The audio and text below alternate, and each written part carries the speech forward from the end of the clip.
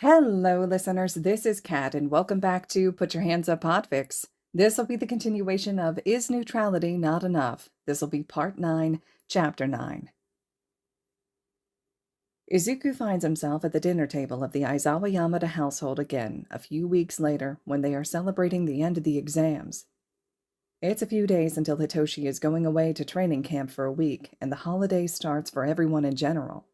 He's looking forward to it because all that free time means being able to go out more as Al. How did your exams go, little listener? Izuku hums as he swallows a piece of chicken. They went okay, I guess. To his right, Hitoshi chokes on his drink. Okay. His friend looks at him with an unbelieving look. You scored above a 90% on all your exams. Izuku looks at him with a sheepish look.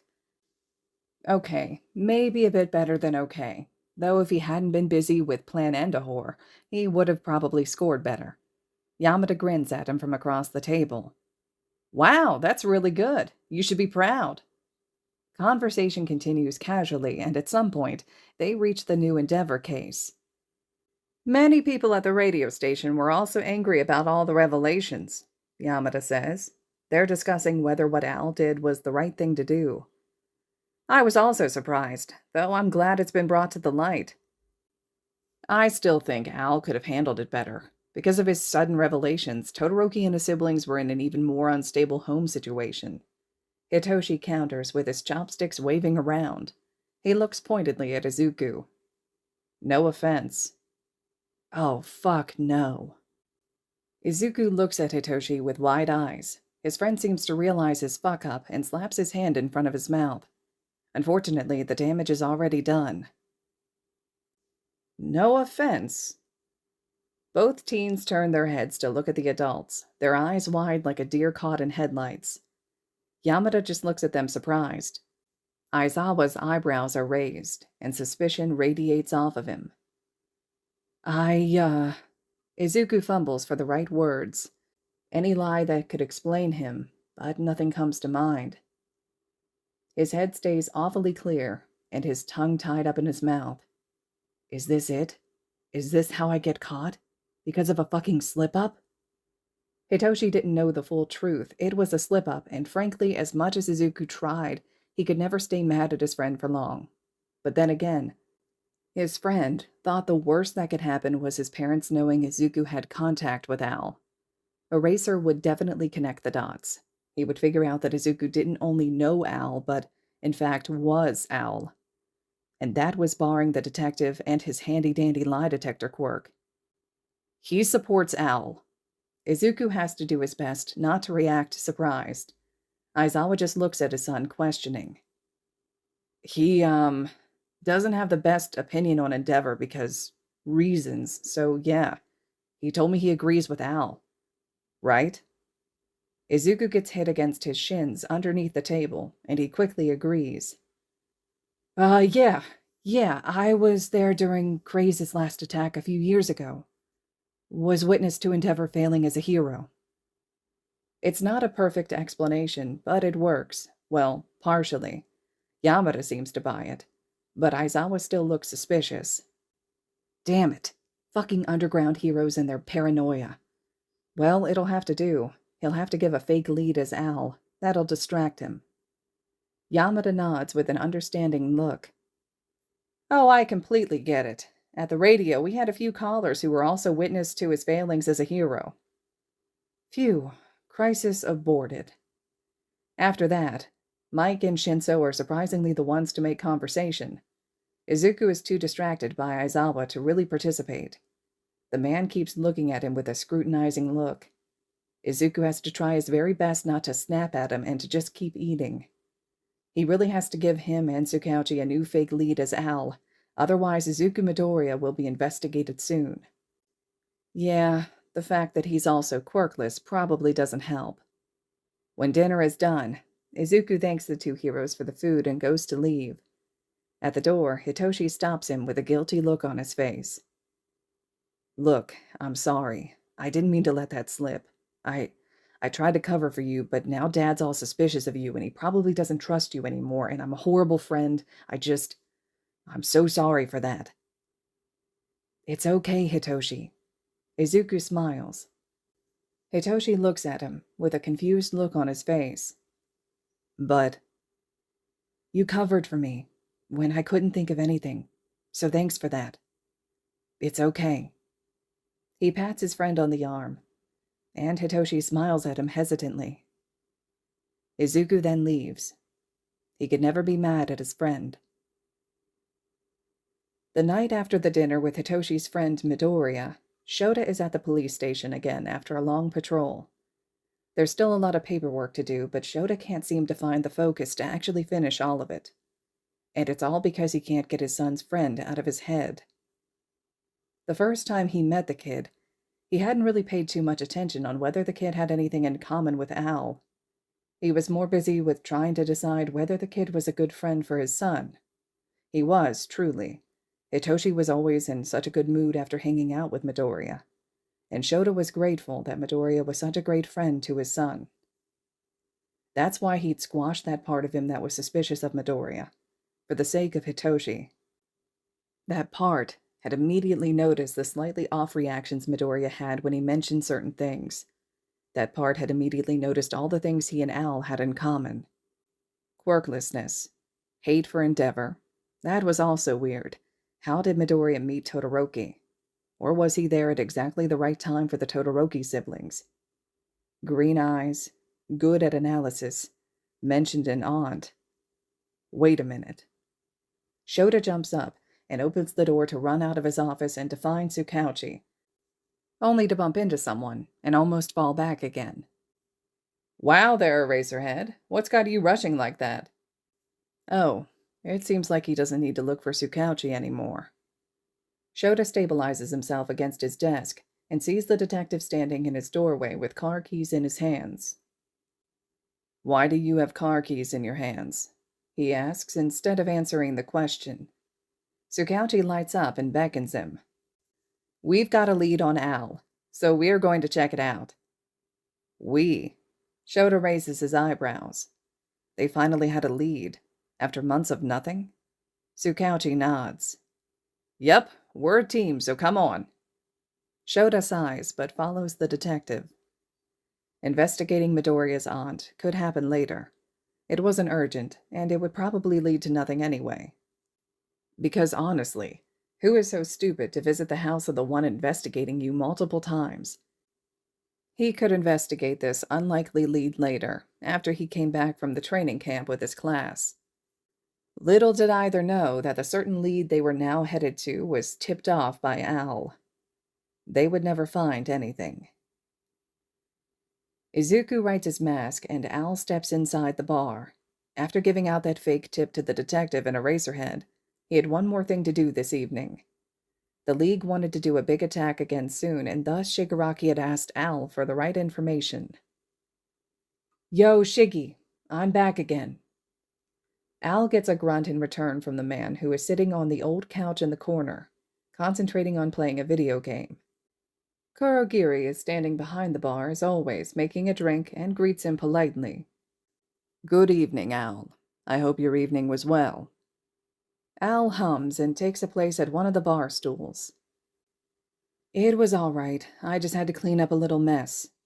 Wordlessly, he's given a strawberry milkshake by the bartender, and Al enjoys the drink whilst watching Shigaraki game. Once Shigaraki's character has died twice, the man disintegrates the controller with a scowl, and he gets up from the couch. Behind him, Al can hear Kurogiri sigh in exasperation and mutter something like, "The fifth one this week." Al doesn't respond. He hasn't played this game himself, doesn't have the time for it, and usually only gives the man advice if it is actually useful. It's one of the reasons why he's always allowed to visit the bar. Shigaraki hasn't outright said it, but the man appreciates it when someone can talk to him about gaming. Did you get the information, Al? Al looks to his right and sees that Shigaraki has taken place on a bar stool next to him, still with a scowl on his face. Al grins.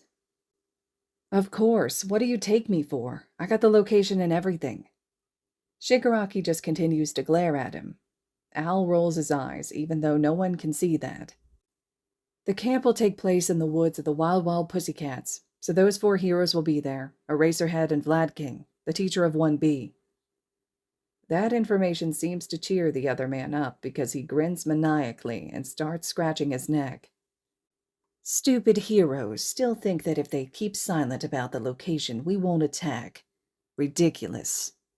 Al just shrugs. He doesn't really care too much. He swirls his milkshake with a straw and watches the drink stir. So, Shiggy. Al doesn't get to finish his sentence because the door that leads deeper inside the bar opens with a loud bang, and 3 figures enter the room. Al's head snaps up and he sees a muscular woman, a blonde girl that's a little older than him, and a guy with a mask on that's split in 2, standing in the doorway, also staring at him. He recognizes 2 of them as people he had to get a profile on. The guy with the mask on points at Al and shouts, "Another member! He looks weak." Al laughs and waves his hand. "Nah, just the informant of Shigaraki here. Who are you guys, though, the Suicide Squad?" Shigaraki spreads his left arm with a grin. "Meet part of the Vanguard Action Squad." Al chuckles, though partially impressed. "So, you finally realized that a bunch of cronies wasn't going to work?" The other man just rolls his eyes. "They're not the only ones. That Spinner guy's also part of the group. Dobby, of course, though you probably already knew that. Muscular, too." "You're using Muscular!" Al shrieks, looking at Shigaraki with a disbelieving expression. Annoyed, Shigaraki glares at him. "He's strong, so obviously." "I told you to only use him if absolutely necessary. He won't follow your commands." Shigaraki just shrugs, clearly not caring about that at all. Al takes a deep breath. He can't just let Muscular loose on Hitoshi or Todoroki. They wouldn't survive that. He doesn't want to lose anyone else that's dear to him. "Look, I don't care what you do at that camp." Clearly he does. The blonde giggles to the guy in the mask. Al just ignores them and continues on. His threatening aura freezes the room in an instant. "But if Muscular breaks the contract, I will destroy you. I already warned you once." He knows that threatening Shigaraki isn't the best idea, but he doesn't really care anymore. Surprisingly, Shigaraki doesn't try to kill him. Instead, the guy just looks even more annoyed. "If you're so worried about the damn contract, then come with us." Al huffs. "Yeah, maybe I will." Shigaraki glares back at him. "Be there Tuesday, at 9. Hitoshi drops down at one of the tables with a plate full of homemade curry in his hands. It's only the first real day at camp, but he's already exhausted. Being chased around camp by his dad whilst also having to use that damn capture weapon is draining. And no, he definitely did not get himself trapped inside of his own weapon a few times. Nope, did not happen. "Man, I'm stoked for tonight's test of courage." Hitoshi looks up to see that Kaminari has taken place at his table, his plate loaded with curry. Ashido also sits down with a heavy sigh.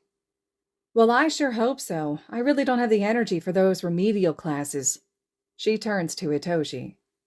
"How do you even function on so little sleep?" Hitoshi just shrugs. Insomnia. He has a feeling that Shota would drag those who have to take remedial classes there, if it was necessary. His dad isn't really the type to slack off when there's a fun activity. Next to him, Todoroki quietly takes a place. Hitoshi has noticed that the teen has been training with both his ice and his fire. After the festival, it had become a habit for Todoroki to sit with Hitoshi at lunch. They don't talk too much, but that's exactly why Hitoshi likes the teen's company.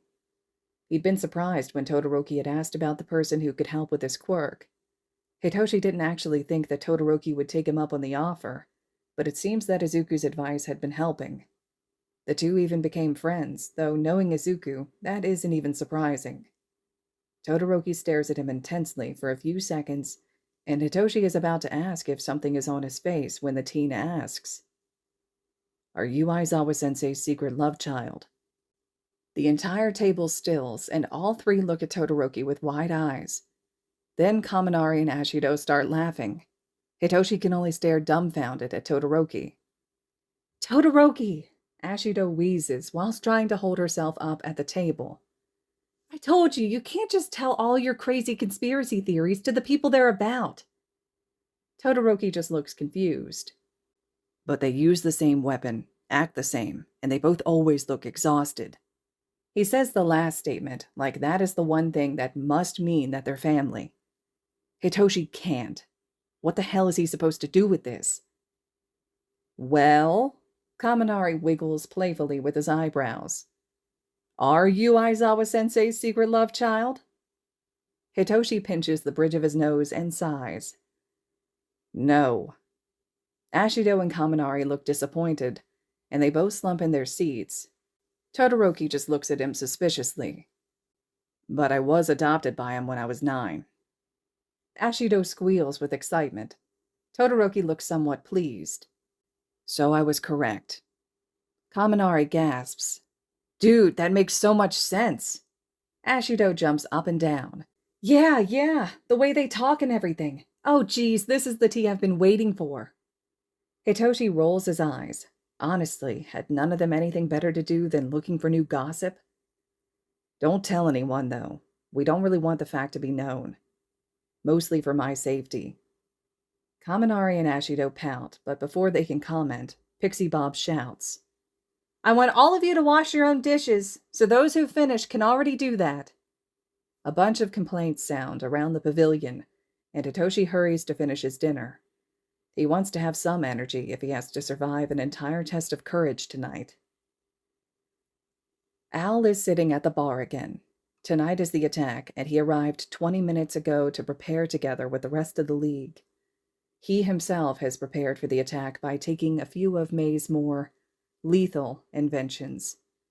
For the whole muscular problem, he has also taken a more traditional weapon with him, just in case. Shigaraki has just finished introducing him to the rest of the Vanguard Action Squad. A lot of members Al already knew, of course. He was the one collecting all their information and stats after all. But a few he didn't. Giron was probably the one to find those members. Al sees Giron as a reluctant colleague. Most of the time they ignore each other's existence. They are rivals after all, but sometimes they help each other out with information. "So, why are you even attacking the camp?" Al asks after Shigaraki is finished. "Just to cause some chaos." Shigaraki scoffs. "No.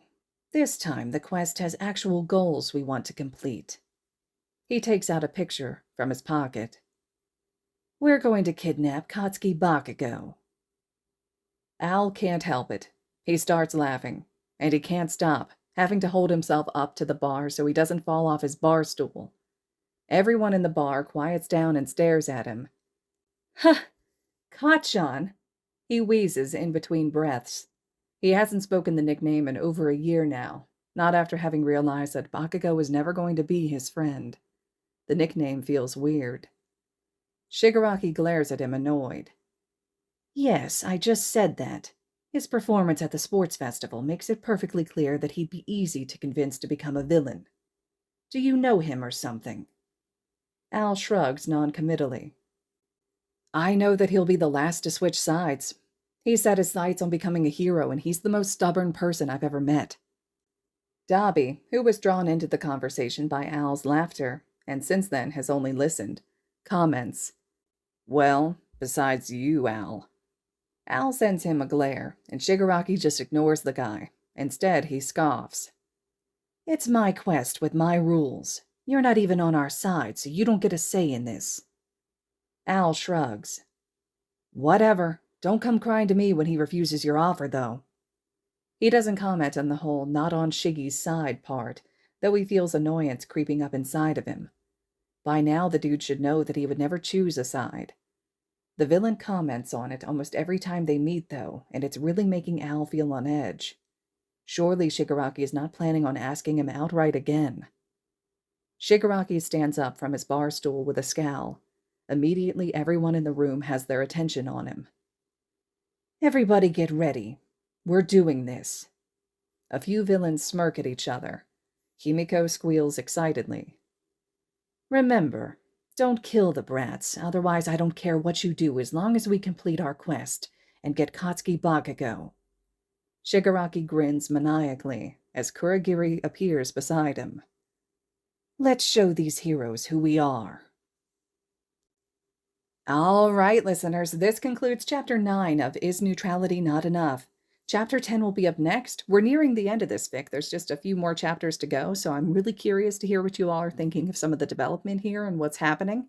There's the lead up that's taking place to the summer camp fight that's about to happen, and also the fact that Izuku's going to be going along as Al for this. The way that Izuku's taken steps toward throwing Tsukauchi and Eraserhead off of his tail, and just some of the other things that are going on here, right? The pull on both sides, things that are happening, the fact that Izuku's alluding to Shigaraki continuously trying to convince him to come to the villain side of things as well. So drop your comments. In addition to that, if you have an opportunity to slide over to AO3, leaving comments and kudos there to the original author, I'm sure that support is much appreciated. And as always, thank you all so much for listening.